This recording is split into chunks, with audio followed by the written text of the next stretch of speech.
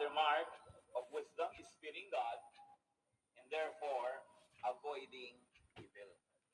Dinagdag ko lang yung therefore. Fearing God and avoiding evil. Meaning, fearing God, therefore, you fear God pala, then you must avoid evil.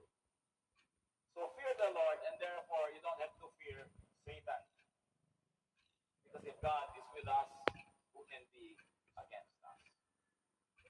Ang atin pong karunungan ay maaaring sukatin, tingnan lang kung ano ang ating kinatatakutan o kung sino.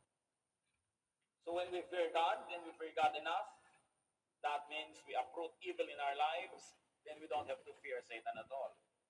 So fear God to the point of uprooting and avoiding evil. May mga nagsasabi, natatakot ako sa Diyos, meron akong banal na takot sa Diyos, pero hindi